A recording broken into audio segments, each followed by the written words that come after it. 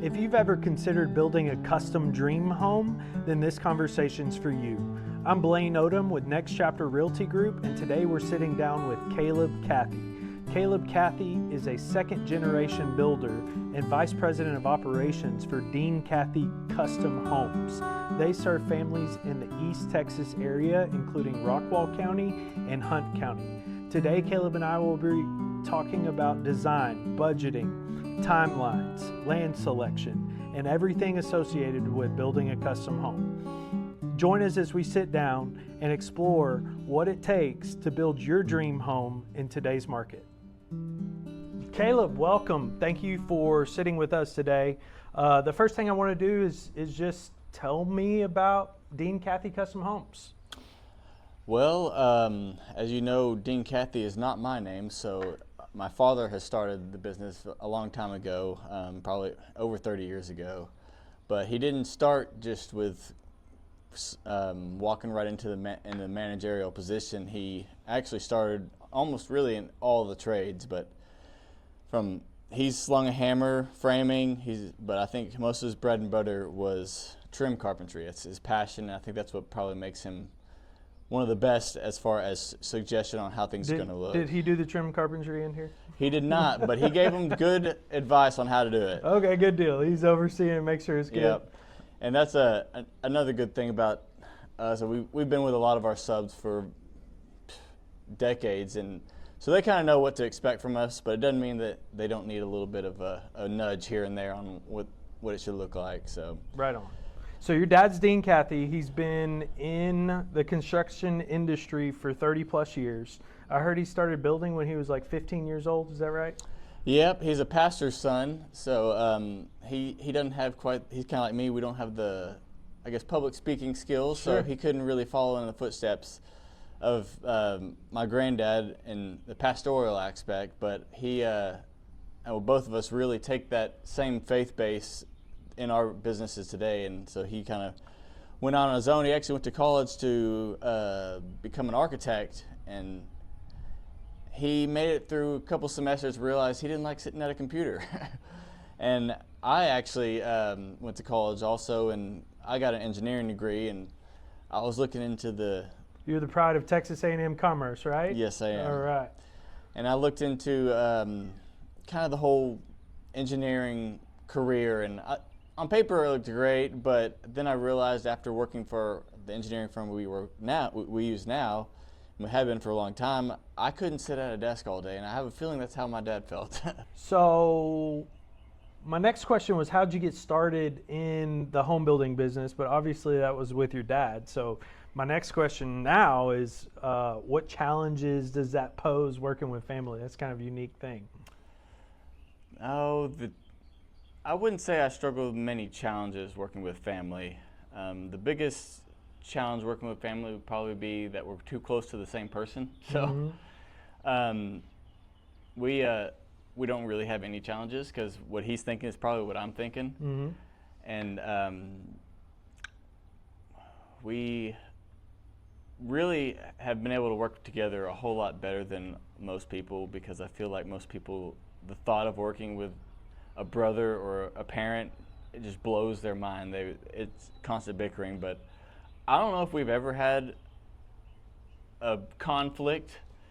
Both of us have our days where we're a little irritated, but one of the main things that we kind of pride ourselves on is we're always pretty calm and collected. So I think that plays a huge role in not allowing temperatures to rise. Right on. There's probably a ton of different custom builders in the area. What makes Dean Cathey Homes stand out or a little different? The biggest thing that sets Dean Cathey Custom Homes apart is probably the honesty and integrity aspect of things. We're not really in the market to become millionaires and sell millions and millions of houses. Yes, we want to put food on the table for our families and have comfortable lifestyles, but our main focus is making sure the client is happy and that the product is up to our standards. Quality is kind of above all else for us, and so we'd rather take the time and take the money, even if it's out of our own pocket, to make it right, instead of just slapping paint over it and going on down the road. I love it. There's a lot of builders out there. I've seen this with spec homes where those people don't care. It's like, how fast can we get this thing done, and it's on to the next one. And so exactly, and it's kind of embarrassing at how much people allow, and that's kind of what sets the whole custom world apart from track homes, is because the things that you see, just the craftsmanship between the two is far between. So you've already answered my question, but what do you enjoy most about helping families build their custom homes? The thing that I probably enjoy the most about helping families out is probably seeing the looks on their face whenever, say we got countertops in, and the first time they see the countertops, it just lights their face up, and that really makes the world for us. And if other people are happy, that's usually what makes us happy. I like it. All right, we're going to move on to our next phase of the conversation, and these questions are centered around why more families are deciding to build custom homes instead of taking advantage of maybe active used inventory in the market. So my first question is, what trends are you seeing from buyers right now on custom homes? I'd say the biggest trend that we're seeing the most from everyone that has been coming to us is just, as far as the exterior aspect, is the white on black, and I feel like it's pretty common, and we've been doing a lot of that lately. The beauty about this house is we included the white and the blacks, but we also brought a little bit of color into it, and I think that's what sets this one apart from just everybody else. Sure, I've driven up and down the road, and I've seen some of those custom white and black ones. Do you think that's a trend that's going to stick around for a while, or you think that's just kind of like a little era? I would imagine that it's sticking around for quite a while, because it's already been around for probably 5 years, and I see a lot of them going up at the same scale. So I would say the only thing that might change between the white and the blacks is probably the color white. Believe it or not, there's about 1,000 whites. Some people might be bringing in a little bit more of a creamy white. What's your favorite color white? Oh, I can't even. Alabaster. Alabaster. That's the first one off the top of my head. But it gives, it's funny because my wife is repainting our house, and that's what she wanted to focus on. She didn't want to be like everybody else. She wanted to have a little bit of warmth to that white. Sure. And so she chose a color that had a little bit more of the warmth to it. Do you give your customers good counsel? Like, how would I pick between 1,000 whites? Do you help say, hey, these are some of the trending colors, or how do you go about that? The best way to kind of guide the homeowners is to tell them what we've been doing a lot of lately, but I always kind of instill in them that that's just what other people like, but it doesn't mean that's what you like. And it's the same thing when designers get involved.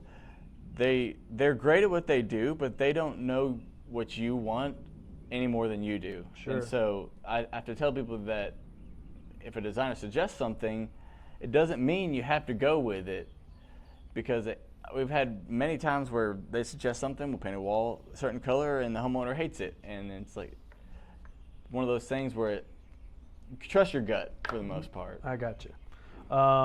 So my next question is, are more buyers looking for acreage in rural properties, or are you seeing a lot of clients that are still buying individual lots in neighborhoods? Where do y'all work the most? I would say people are looking more in the rural area that are kind of in the later phase of their life.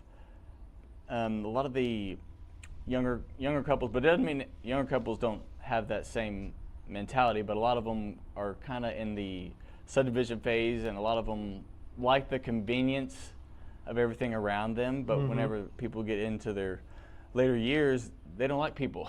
Yeah. So they like to get out and get away. I'm in that in-between phase where I like people, but I don't like people. Yeah, exactly. So I would say that it's kind of 50-50. Okay. Do you live rural, or do you live in the city? Or? I live rural, and I could not live anywhere else. Okay. And it's actually only like 15 minutes from here. Okay. How long to the closest Walmart? That's a good test. Yeah, and I would say the 25 to 30 minute mark is good. It's just far enough away from town where you don't feel like you're in town, but you're still close to civilization. Perfect. What makes this east side of Dallas? We're out in Hunt County, so we're what are we, like 45 minutes, an hour from Dallas, downtown Dallas? So what makes this part of East Texas so special? Like, why build here? I would say the best part of East Texas is the fact that we actually have land. Dallas is obviously Dallas, and it's grown, but it's busting at the seams. You can see it's kind of crazy the amount of people that will buy multi-million-dollar houses in Highland Park just to tear them down and build a house on because there's no more land. And out here in East Texas, we have plenty of it. We're sitting on 50 acres right now, and a lot of people are kind of migrating farther and farther away. Obviously, based on their budget, the farther east of Dallas you get, the cheaper it's going to get. Sure. And so that in itself is kind of a lot of reason for people to move out this direction, is because they can afford that much land. You just have to drive a little ways for it. Yeah, and I've seen, I don't know, I'm preferential to this area, but you start looking north of Frisco and you get into Prosper and Salina and some of those areas, and the development keeps going. But if you looking for acreage, or you're looking for a custom home on some custom acreage, like, you're not going to find, like, you're hitting a point of distance away from downtown Dallas where you're not even close anymore. Like, I don't, that's different for everybody, but sometimes it's an hour, sometimes it's 30 minutes, sometimes it's an hour and a half, and it's like, some of those cities now, it's a 2-hour commute down into town. And the way the traffic is on 30 right now, it's about 2 hours. Yes. You can't get away from it, but we'll all be glad when it's done. Absolutely. Well, it'll never be done. That's my attitude. Soon as they finish the end, like the beginning, we got to start back at the front. Yeah, you start back at the front. Every time. It needs remodel. Okay, we're going to move on to our next section. I wanted to cover what are the biggest mistakes and planning pieces involved with the custom home build process. So the very first question is, what is the biggest mistake people make when building a custom home? Ooh, the biggest mistake people make. I would say that in the custom world, there are no mistakes for what people want, because that's just the way people are wired. Not everybody can see. I mean, it looks great on paper, but not everybody can see what it actually looks like in person. And that's the beauty of it. As the project's going vertical, we have that flexibility to be able to move walls here and there. And this house here, we actually realized that some of the bedrooms weren't quite big enough for us, so we took in part of the porch, and you would never notice. And I love it. That's the best part about it. It is one of those things where it's like, if you're here and you're present while it's coming to life, like, somebody can go to a designer.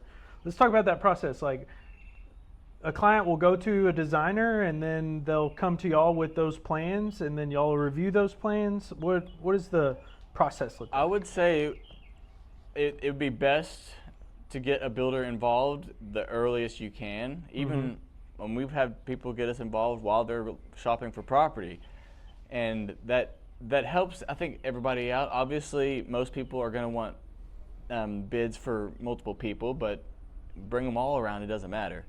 The best way to kind of get your bearings on what's usable, because a lot of people know that you can't build in a floodplain, for example, but not everybody knows that. And a lot of people will have this big old house sitting on a piece of property that they can't fit in there because floodplain hinders you from it.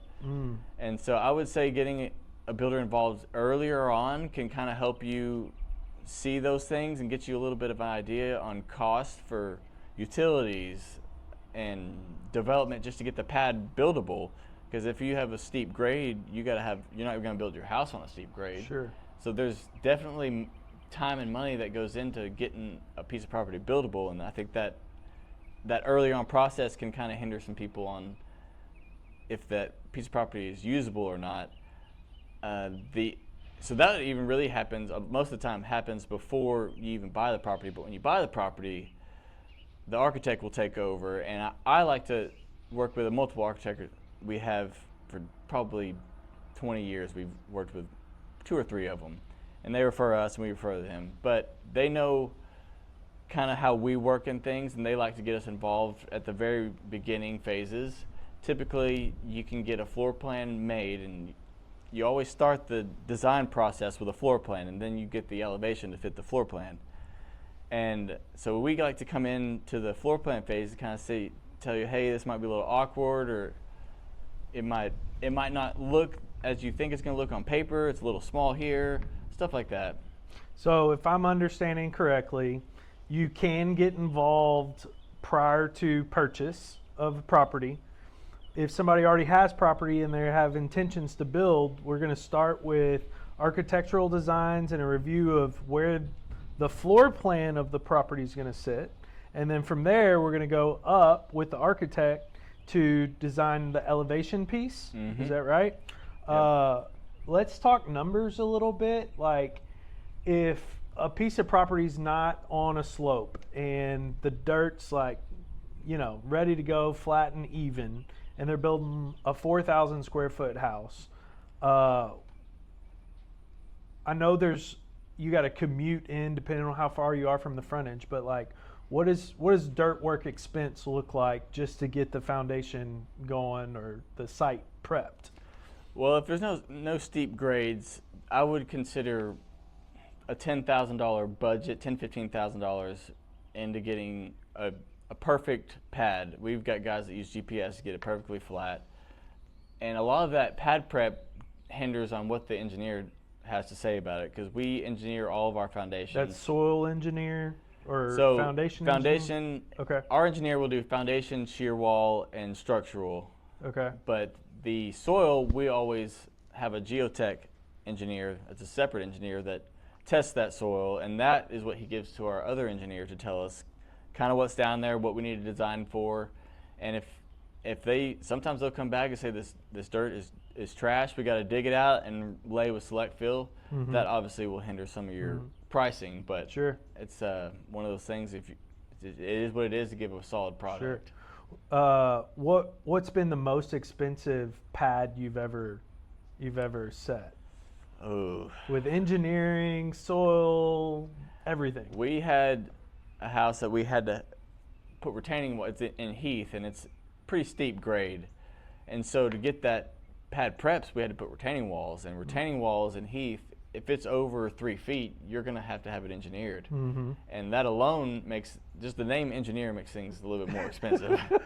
And so this was like a 15-foot I'm a real wall. estate engineer, and Yeah. I'm expensive. Yep, exactly.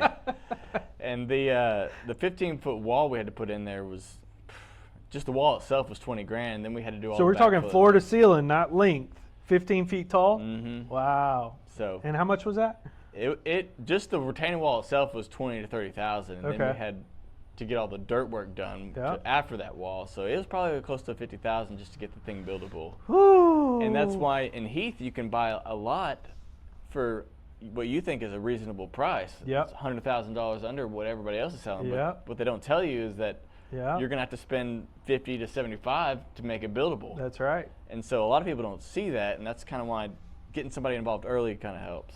I'm wondering how many people, maybe have been duped by their agent, or they didn't go and talk to a builder prior to going to buy a lot like that. It's in the right spot. It's cheaper than everything else. Let's get it. Let's build.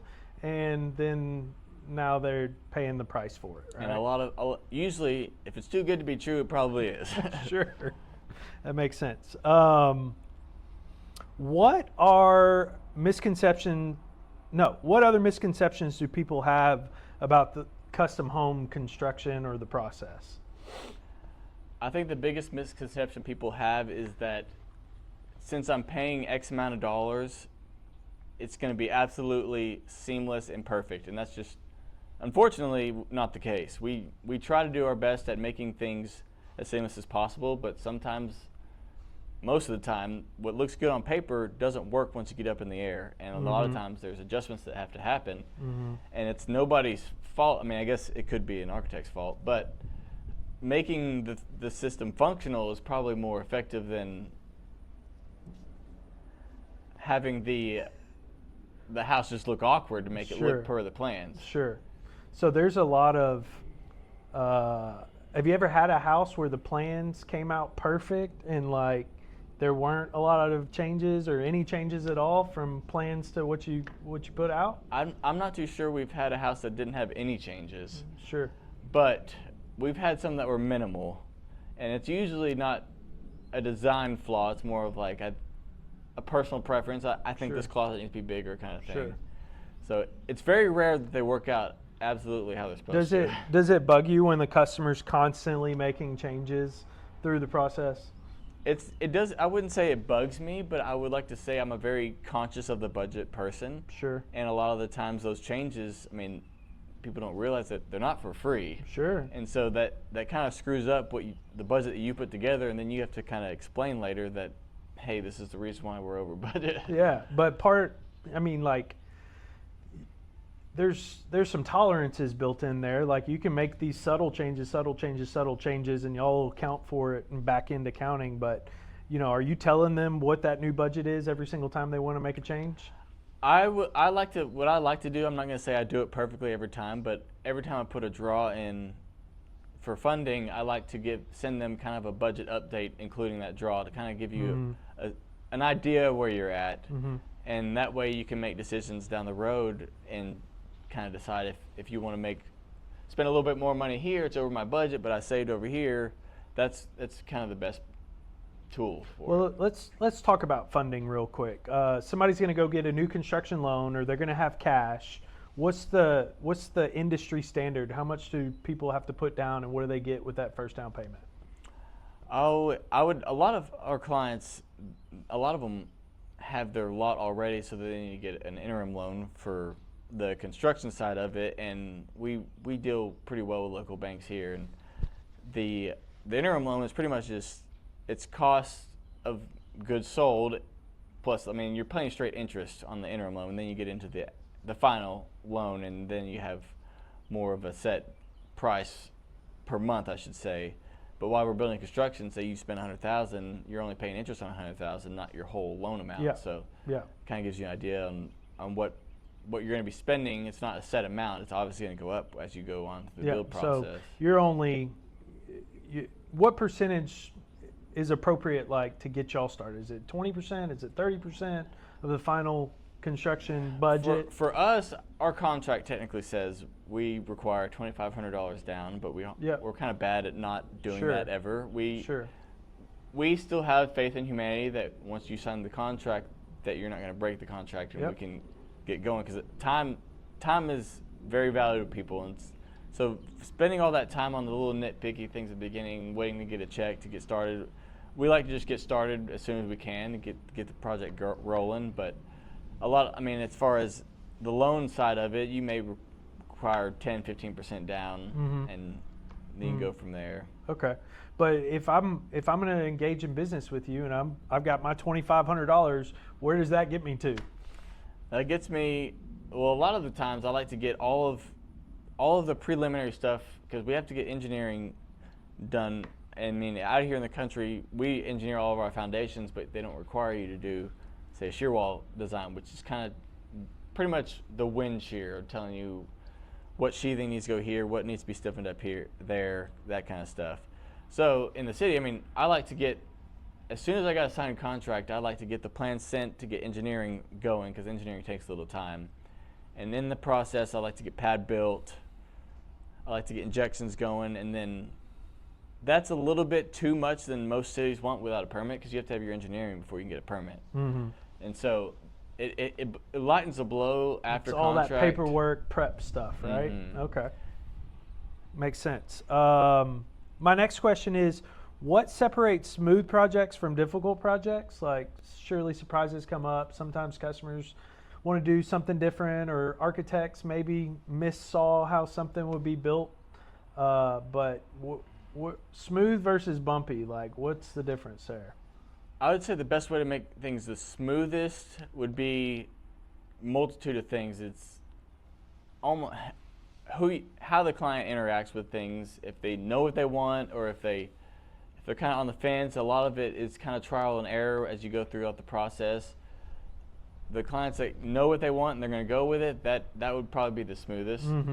But it doesn't mean that, say, we had a sub that's been with us for 20 years, but at some point they don't meet our quality standards, and it happened on this house. That's unfortunate, but it happens. And so some of those unforeseen things is what kind of roughen the road. Walk us, like, in a very clear step-by-step like break it down, make it simple for us. Like, what does this process look like? I'm gonna let you speak. We've already dabbled in this a little bit, but I guess my question is like, how do we expect time frames to look, or what does the beginning, middle, and end look like, right?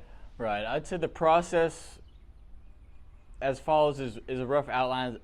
We like to get all of our engineering done. Well, I guess we should go even farther back, is to get involved with the architect, get all of our designs right, get our plans made, send them off to the architect, get him going, and if we're out here, we can go ahead and get pad prep going, get injection going, even get form set, and then we have to kind of wait on our engineering to dictate on what our foundation design is going to look like.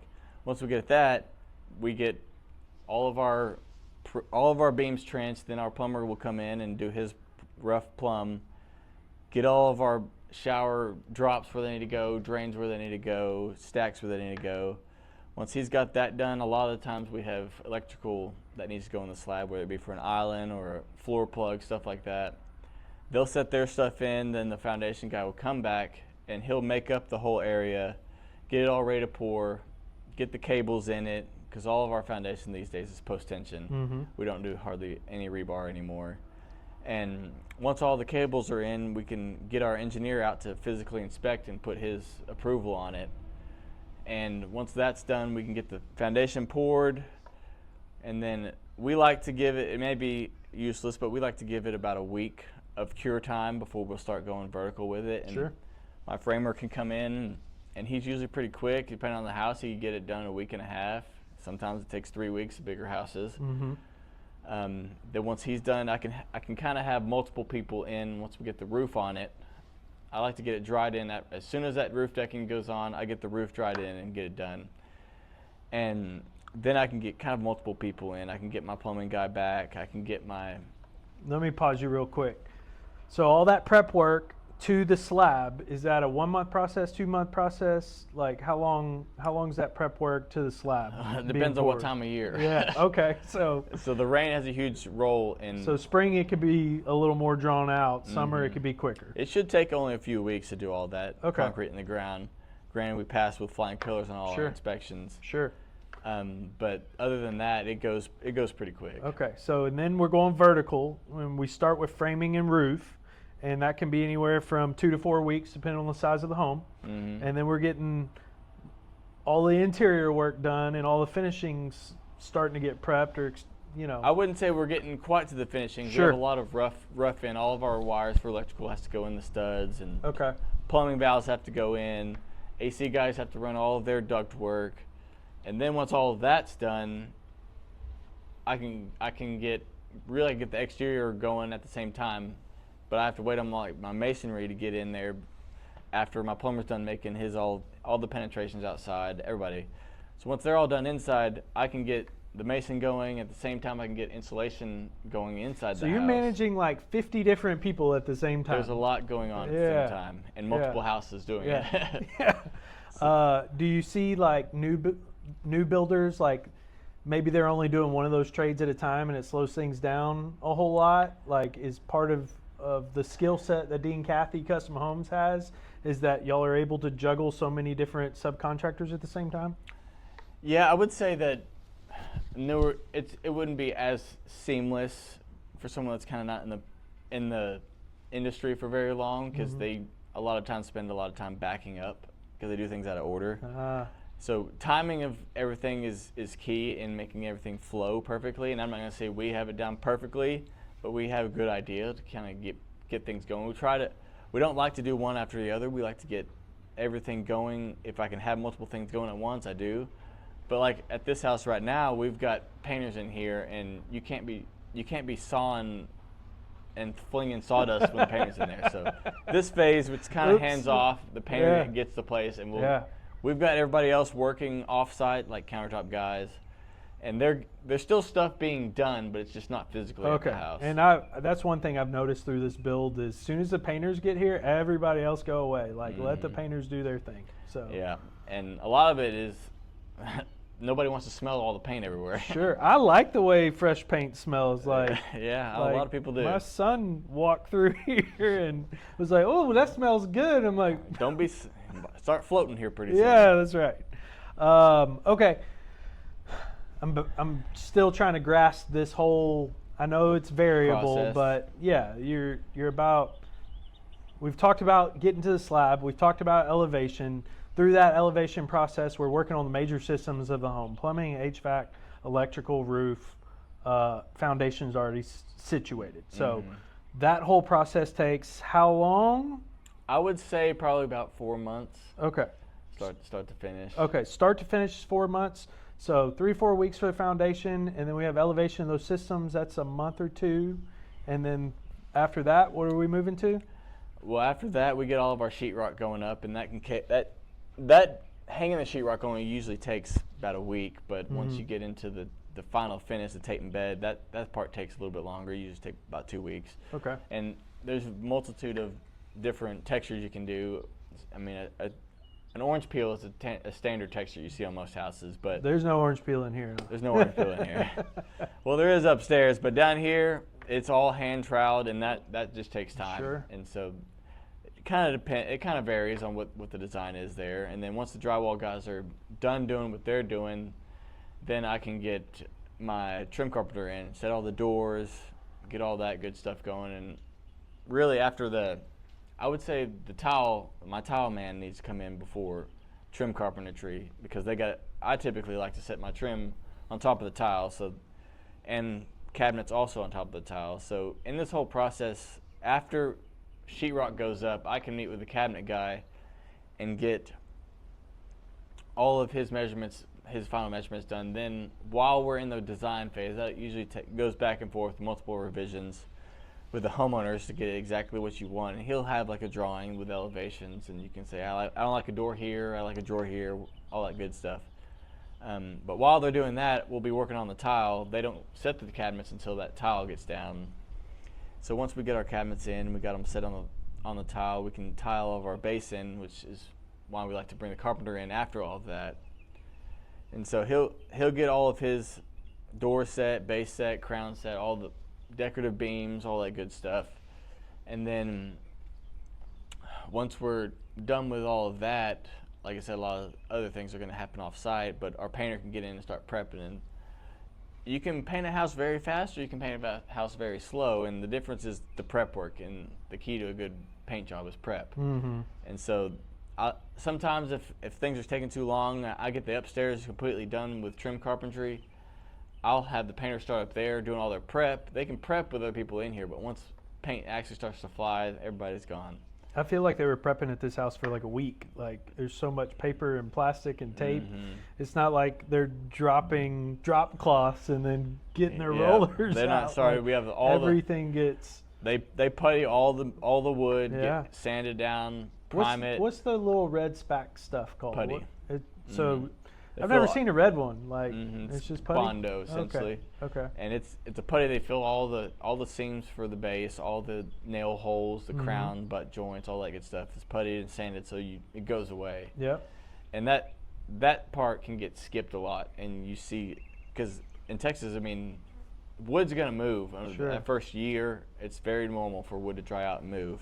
And so when that happens, a lot of times you see those joints almost inevitable no matter how much prep you do. But as far as not doing so much prep, you'll see it a whole lot more. Yeah. Do y'all I've had people that have moved into custom homes or new construction homes. You have some of that settlement. You have like caulk that's peeling away. Do y'all have a follow-up program after somebody's built a home? It's pretty standard for us to have kind of a multi-step touch-up with our painter, because he typically will get it all painted, let everybody else finish what they do. He'll come back and do his own run-through of punch-out, and then I'll have a list of punch-out for him, and then our homeowner has a list of punch-out. Usually, hopefully we get most of it before the homeowner gets to it. And then after that... and just to clarify for everybody, a punch-out is the checklist of things that are off or not perfect, or things that need to be tidied scratches here, up. dented over here, stuff like that. Okay. stuff. Mainly, it's painters stuff that we have to follow up with, and then we typically give the homeowner time to move in, usually 30 to 60 days, because no matter how many times you walk past the wall, there's still something there that you didn't see before. Yeah. No matter how many eyeballs you put on it, it's there and you didn't see it before. So we give them time to get the movers in, let the movers damage what they're going to damage. It always happens.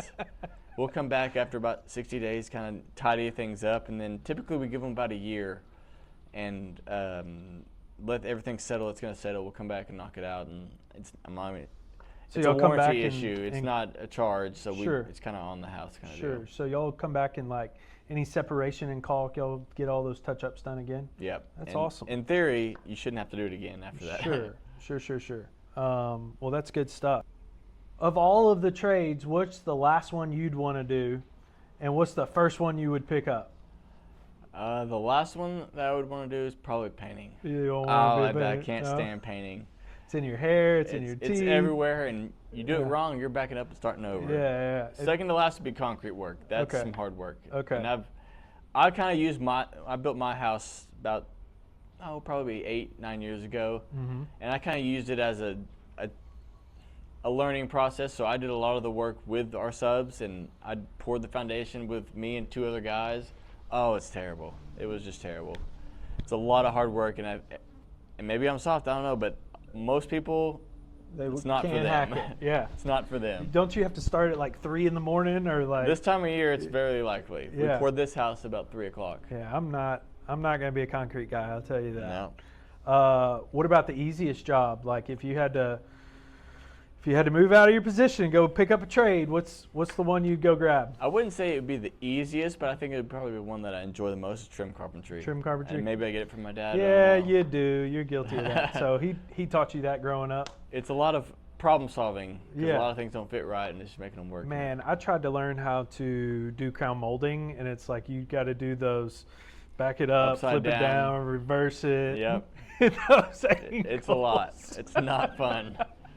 I made a little guide, and it was like I still have the guide because it took me forever to learn how to set it inside corner, outside corner, coming from the left, coming from the right. So I've done it. I wouldn't say I'm a professional at it, but it's a skilled trade for sure. And it takes a lot of experience for sure. Yeah. I feel like I had one other question in that realm too.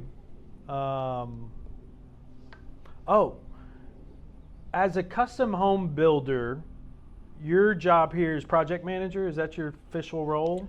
Yeah, vice president, but mainly project manager. Yeah. If we put that in sports terms, are you the quarterback? Is that what you are?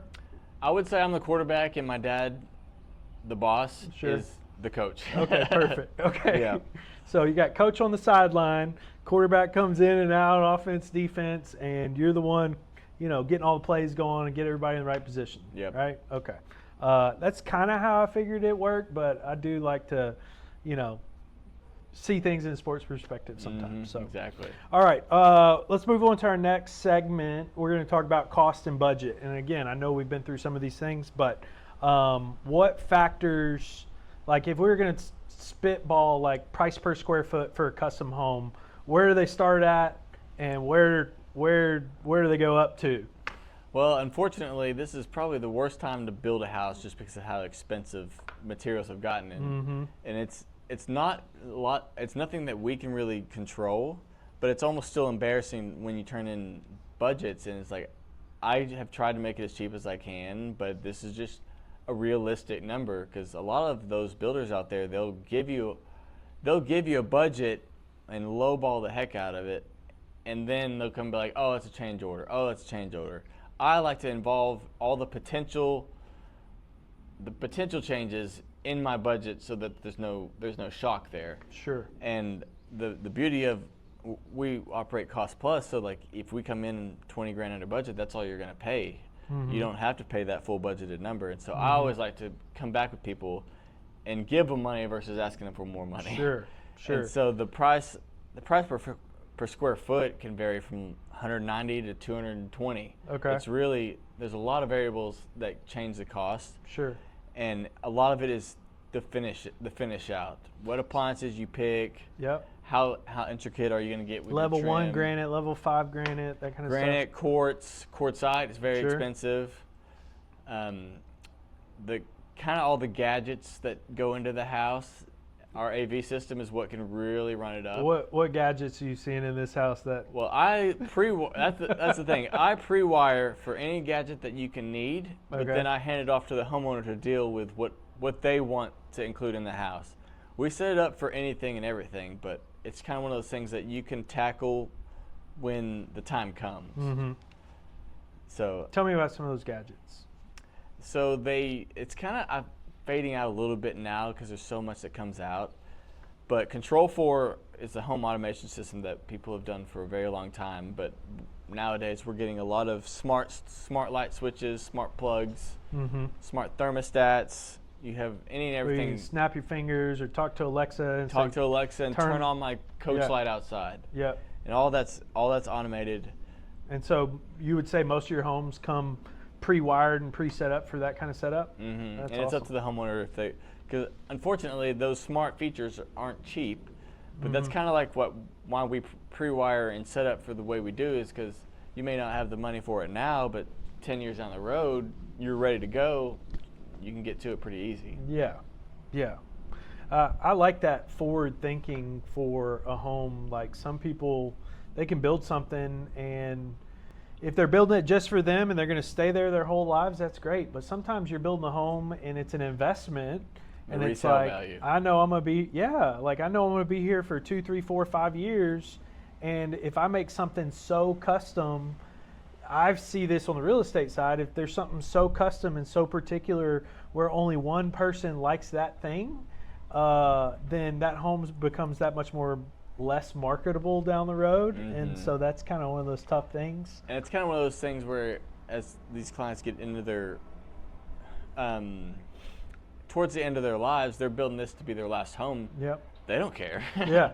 They're going to build it exactly somebody how they else's want it. problem down the road, right? Exactly. Yeah. And I don't really blame them. Sure. You're going to build it how you want to build it. Sure. But- What's kind of the craziest like thing you've ever like put in a home, or was like, if that's what you want, like we'll make it happen? I would say it was a crazy thing to put in, but it's also kind of falls along the line of that's actually pretty cool. I don't know if I would have spent the money on it, but we did a remodel on a house. It froze in the Snowmageddon era, and we built the house for some people that we knew personally, and they sold it, and we built them another house. But the guy that bought the house, it all froze, and so he had a plumber come out and just fix kind of what the leaks were and turn the water on and just left. Didn't check anything else. That's crazy. And so obviously there was more leaks, and so it trashed the house. So we came into this remodel. It ended up being an $800,000 remodel. Whew. But a lot of the reason it was so expensive is because of the finishes that this particular person wanted.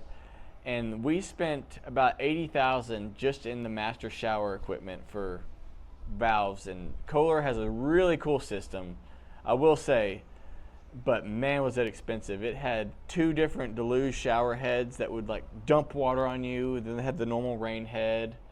And then they had 2 screens on either side. And then I think 12 body sprayers in there, and they could all be operated at different times, different sequences, lights that went with everything.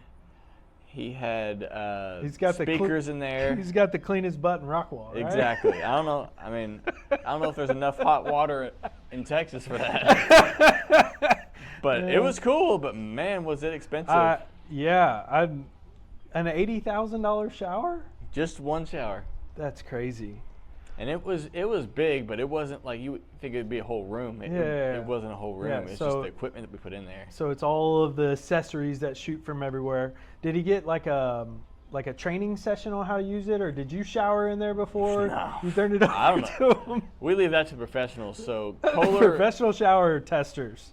customer support was his go-to for Okay. operations and everything. Wouldn't it be funny if they brought somebody in from Kohler to like take a shower and be like, yeah, it's meets our standards. or Yeah, something? that would be nice. That needs to be a job. I would want that job. Yeah, I know. Like, I quit. I'm going to be a Traveling shower taker. Yeah, that's right. I'm a shower tech.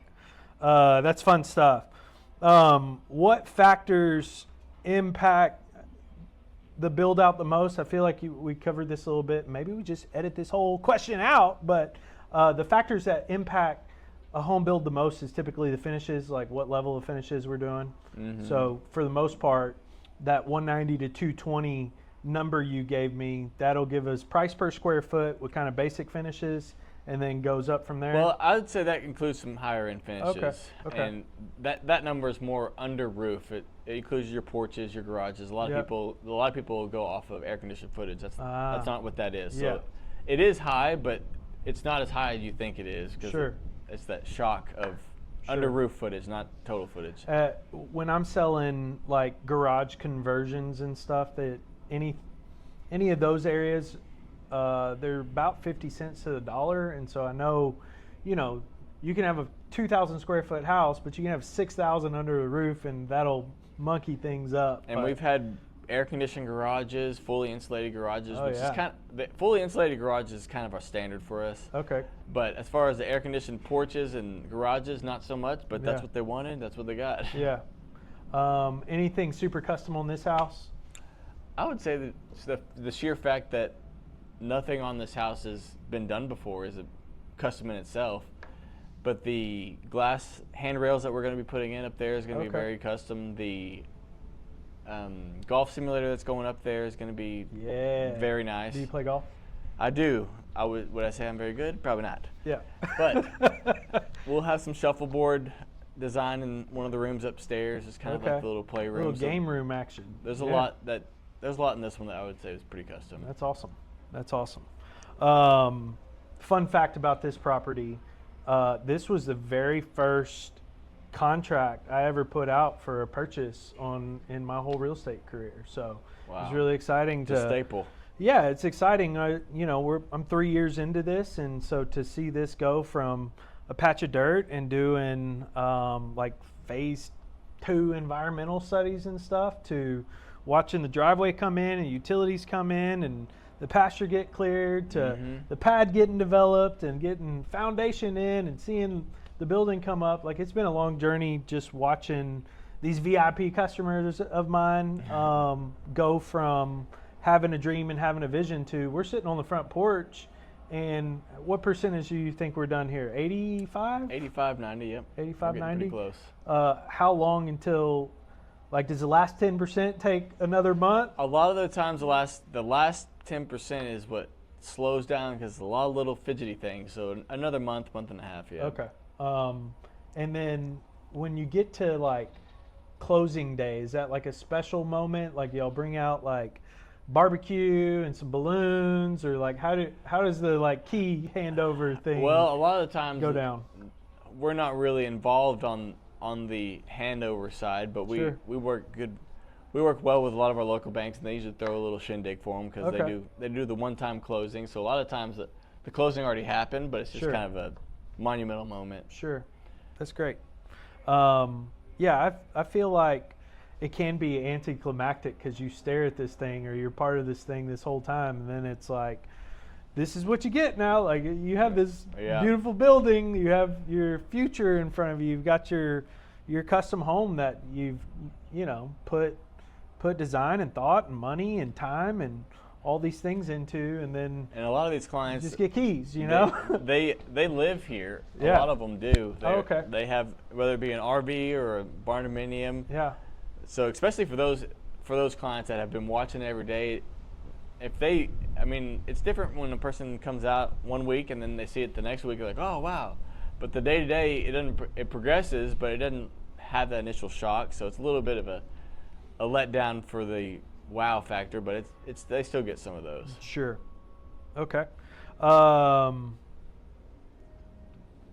all the upgrades in a home, which upgrades do you think provide like the best value for the property, or maybe the best bang for your buck? Yeah, best bang for your buck. Like, where should they splurge if they're being budget conscious? Where should they splurge? So the foam insulation, the windows are probably one of the best money spent, in my opinion. People like to try to thin out on the insulation, and the long-term effect and the sheer performance that you go up in the attic on a 120 degree feels like day, and it's only probably 10 degrees difference in the actual climate-controlled house in the attic. Whether if you go into like a blown attic or a fiberglass attic, it's a scorcher up there. Yeah. And so not only does it affect your utility bill, but it also provides long-term longevity for all your equipment up there because it's just roasting. 'Cause you have water heaters up there, you got air conditioners up there, so all that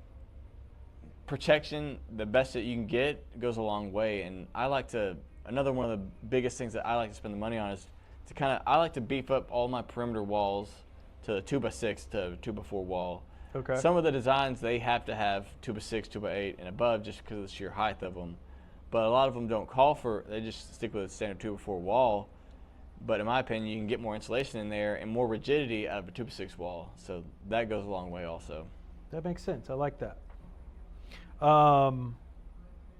If you could give one piece of advice to somebody considering building a custom home, besides calling you first, what would that piece of advice be if somebody's thinking about taking that leap? I would probably consider, when you're searching the property value or searching out for some property, is a lot of people don't realize the taxes that are coming with it. Oh yeah. It's a big deal whenever some of them have like a mud tax or something like that. A lot of people don't know that until it's too late.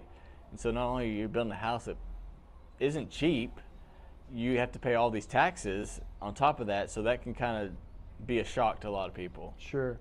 Especially people that maybe aren't local to Texas where they don't understand property tax. Like, exactly. It's not really a thing in some other states. So you avoid state income tax, but you pay property tax, and the more valuable or expensive your property is, probably the more taxes you're going to be paying, right? And a lot of people, especially ones that are starting families, not so much if you've already had your kids and raised them and gone, but a lot of people like to look into the school districts. Yeah. Because not all school districts are the same. Yeah, that's true. That's true. You might have used the term, but did you use the term MUD, or did you say municipal utility district? And let's talk about what that is.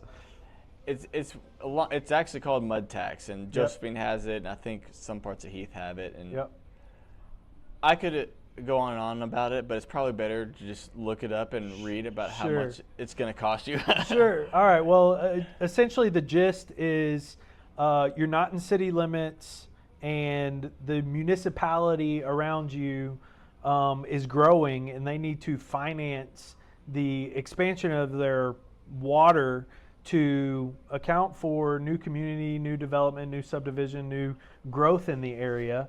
And instead of the city as a whole paying for that, just the citizens in that area will pay for that tax. And so it's like you're paying for it, but you're using it and you're getting it, and that's the way they finance it.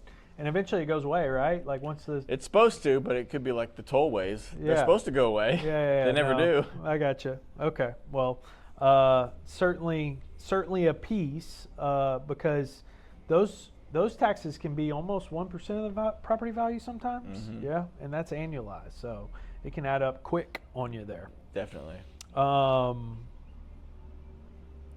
Fun questions in closing. What's the coolest feature you've ever built? We talked. No, this is most expensive. Is there a difference? A little bit of both. Okay. I thought it was really cool. Okay, so that was the coolest and the most expensive. Any other cool features stand out to you over time? I would say we did a house, like I was talking earlier about air-conditioned porches, and we've done it before multiple times, but one of them in particular is probably about as big as this porch here, but it all had accordion doors that all folded back, so you could still technically use it as a porch and get the fresh air, but most of the time it stayed closed and it was all air conditioned, and you had that clear glass view, so that was really cool. Love it. I've shopped those, or I've seen those for custom builds, and the rumor is if you're in the construction phase that it's anywhere from $1,000 to $1,500 linear foot for the accordion doors. They're not cheap. Yeah. Okay. So think about a 10-foot door being $10,000 to $15,000, and if you're going 15 feet, 20 feet, like that number is getting up there really, really fast. Very fast. Okay. But y'all can do it, right? Oh, we can do it all. I love it. What's something homeowners think they want but often change their mind about? Like, I would say a lot of it is the paint colors. Okay. They had a vision in their head. A lot of the times the homeowners said, I'm going to want this color in this room. And then the time comes and things kind of evolve. Accent walls go in there, and a lot of the times the colors don't match. And so I would say paint colors change a lot. Sure. And the location of paint versus stain colors on your cabinet changes a lot. The location of, say you initially planned on had paint grade cabinets in your kitchen, but then you saw a picture on the internet and they're all stained naughty alder or stained white oak. Yeah. And like, I have to have that. So that one gotcha. changes a lot. Okay. Do you go tour other people's custom builds, or how do you keep up with design, or do y'all just let the designer handle that and y'all handle the execution? A little bit of both. I'm kind of always have my head on a swivel whenever I'm out and about. So Sure. it's kind of the contractor mindset. You go to somebody's house and you're just looking around. Oh, Yeah. it looks terrible. Yeah. You don't tell them that. Yeah, no, like it is one of these things where you can go to a house and you'd be like, oh, that's bad, or oh, they didn't do that right, or oh, I wish. Yeah. Exactly. But there are, on the flip side, there are things that are unique and different, and so you go into people's houses and you're like, oh, that's pretty cool. So, and of course, social media is a huge factor, and Sure. It's kind of a plus and a minus for me because people see a lot on the internet. Yeah. And not all of it is practical with certain spaces. Sure. And so trying to get their vision to their reality is a hard deal. Yeah. Well, you have to be an effective communicator on, practical and functional and how, it all plays into the big picture. So that's definitely an important part about, or when I'm talking to my clients about like who their custom builder's going to be or who to recommend, like we always want to know, like, and trust somebody, right? And so for you to be able to give that guidance, like I'm excited that my clients got with y'all on this property, and it's just been an excellent journey for them, and y'all come highly recommended. So thank you for that. What excites you the most about the future of home building in this area, or your future at Dean Cathey Custom Homes? I would say just the future holds many things, and a lot of things are evolving, but it's not all bad. Mm-hmm. And so we talked about all the fancy little gadgets here and there coming into play, and I'm kind of looking forward to all that is to come and how things are going to change, because we've done it for the same way for so long. New changes happening, and so including those and kind of staying with the market is kind of exciting to me. Yeah, I think about AI in our world, and it's like everybody needs a roof over their head, and I don't know how AI is going to take that over or do that, but on the flip side, AI has been a very useful tool for me, because back to when we discussed earlier, what it looks like on paper doesn't always look like it in person. So we can use that tool to take a picture of the wall and give the client a visual of what it's going to look like, and we can nip it in the butt earlier if it's not what they expected, and it's actually becoming more and more useful for me. That's awesome. Like I think that's kind of the future of AI. It's not taking everybody's jobs, but it's like, how do I leverage the tools that are in AI to, better communicate with my customers or do a better job for the tasks I'm doing anyways, Exactly. Right? When a homeowner gets the keys to their brand new custom home, what do you hope they say about their experience in building with Dean Cathey Custom Homes? I would say the greatest thing that I would want them to say about the whole process is that it was easy. A lot of the times, a lot of builders make things just more difficult than they need to, because a lot of egos get involved. But at the end of the day, it's the client's home, and I'm always wanting to give the client exactly what they want. And if that relationship can be easy, I think everything else is worth it. That's perfect. That's perfect. Well, you've heard Caleb. He said his end goal is to make this whole process easy for you. He said his goal is to be trustworthy and honest and make sure you get exactly what you're looking for. So if you're looking for something that's easy and you're looking for something that looking to work with somebody that's trustworthy and honest, then reach out to Caleb Cathey, Dean Cathey at Dean Cathey Custom Homes. Caleb, how can they get a hold of you? Oh, we've got a website, deancathy.com, and it's got all of our contact info on there, both cell phones, both emails, all that good stuff. Who's going to answer when you get the call? It's either Dean or myself. We don't have an office lady to do it. We talk to you directly and answer any questions you got. That's right on. That concludes our interview. Caleb, look at the camera and tell them who you are, who your customer is, and how you can best help them. I'm Caleb Cathey with Dean Cathey Custom Homes. Our customers are any and everybody, and we can build you a great home. Thinking about buying land and building a custom home? Send me a message and let's start planning your next chapter. I'm Blane Odom at Next Chapter Realty Group.